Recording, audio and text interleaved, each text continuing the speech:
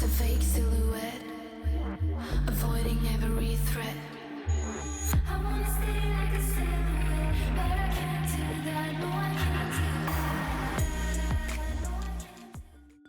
Hey internet friends, the school year is starting back, and like most happenings in 2020, the situation is just not the same as it was in years prior, since parents are now faced with a challenging decision: whether or not to send their child back to in-person school, keep them at home with the school's distance learning program, or homeschool them with a custom curriculum.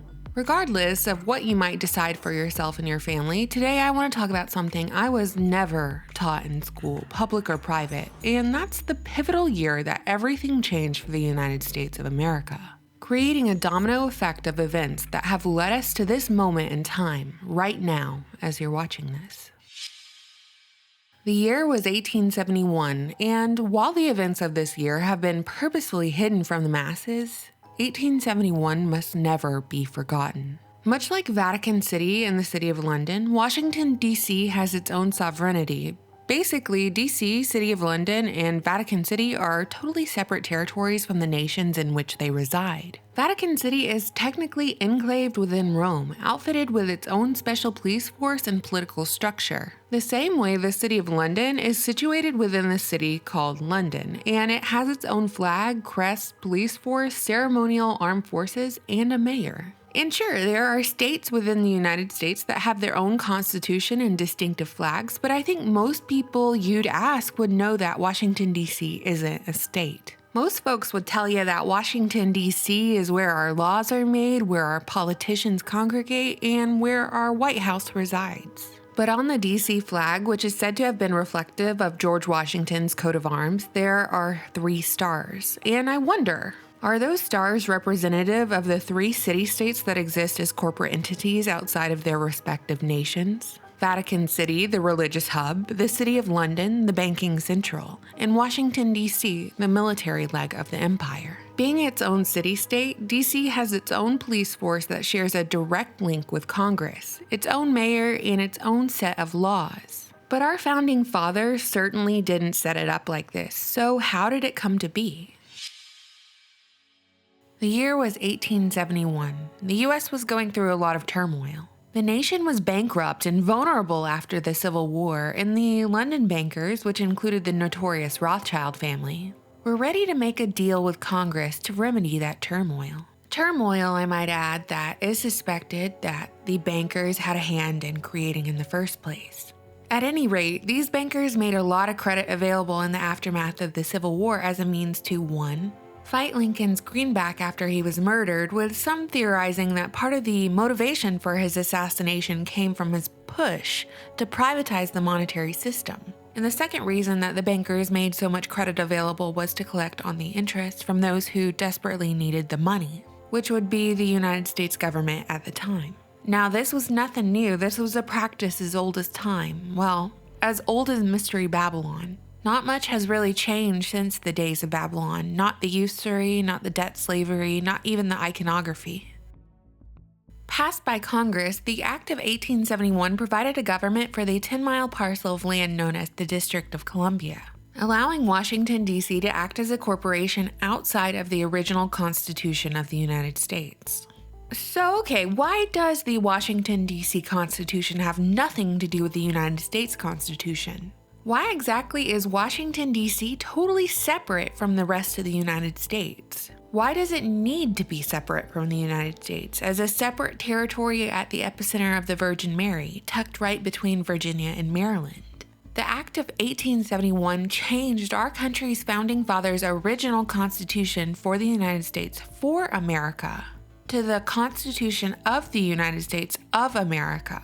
If you blink, you might miss it because it's a mixture of impactful wording and some weird capitalization thrown in there that pretty much means nothing to the average person upon initial inspection. But these subtle changes are a huge deal in the realm of legislation.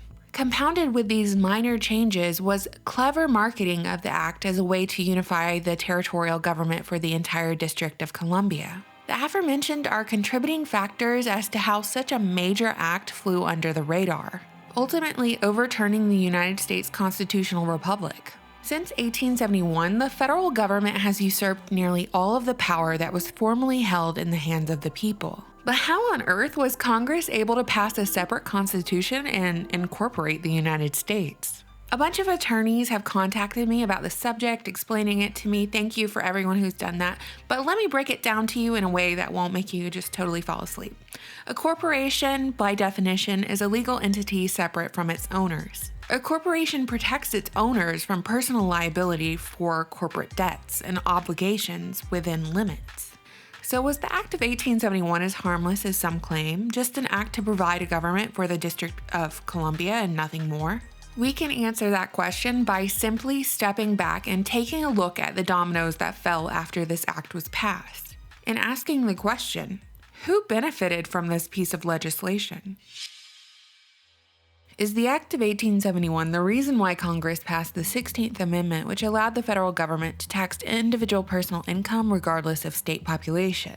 Is the Act of 1871 the reason why the Federal Reserve Act of 1913 was passed, handing over America's gold and silver reserves and ultimately the total control of America's economy to the Federal Reserve Bank? Think about it. A private corporation established their private bank, acting as the central bank of the United States, but it isn't even a government institution, but a privately owned banking system. Is it a coincidence that Social Security numbers started being assigned in 1935, Social Security numbers being the 9-digit numbers given to every U.S. citizen, and used for income tracking and taxation purposes? Ultimately, individual income taxes have been the primary source of revenue for the U.S. federal government since the 1950s. These moves make a lot of sense when examined through the lens of the United States as a corporation and its citizens as employees, a corporate government asset before they even go through puberty. But still, throughout all this time, there was a promise that the American dollar was actually worth something. Something tangible, not just the confidence to exchange it for goods and services. A dollar was worth 1/35 an ounce of gold. But then President Richard Nixon came along and screwed that up for us, severing the final link between the dollar and gold in 1971. In other words, he took the dollar off the gold standard once and for all. Steadily, the purchasing power of the dollar has declined while federal and consumer debt has increased. Currently, we're witnessing the culmination of all of these decisions, and it ain't pretty. We're one bad flu season removed from Weimar Republic wheelbarrow money. So who would you say benefited from the Act of 1871? The average US citizen, or the bankers who incorporated the United States, who have been buying politicians ever since? The same Federal Reserve who serves absolutely no real function except stealing the purchasing power of your 60-plus hour work week and then redistributing those funds to destroy your rights and enslave you on your own soil. Hey, just like they did back in Babylon. It's the same folks using the same debt slavery system, time after time. When will we learn that debt with interest is a system of perpetual debt and is continually passed on to the people beneath until the debt gap consumes all but those who own the debt? Well, like I said in the beginning of this video, the most pivotal year in United States history was never taught to me in school, public or private, and never taught to me at a college level. But as Americans, it's so important that we not let this information die with our generation. One of the most important lessons you can teach your children is how to obtain their own freedom, how to identify when their freedoms are being taken from them, and how to demand those personal freedoms and liberties back, instead of waiting around for a hero in the form of a politician to represent them, to offer solutions. During this time, we've seen people of all ages crying out for change. And instead of focusing on the changes we could make that could fundamentally change the United States for the better, especially on an individual level, politicians are selling socialism and communism, aka more government control, to young people looking for an answer, and they beg for it because the future seems so bleak. Whether you play with paper or with digital money, the future will always be bleak if you're a debt slave. If before your foot even touches this earth, you're scanned into the system as an employee of this corporation who does not care about you one bit. The United States is still a great country, but it has its problems, and you can riot and loot and protest all you want, but until the Federal Reserve is ended, until the Act of 1871 is torn into 1,000 pieces and thrown into the wind, until the IRS is abolished, and until we move back to the gold standard, we have no chance at experiencing any iota of freedom. What do you think, internet friends? Did you know about the Act of 1871?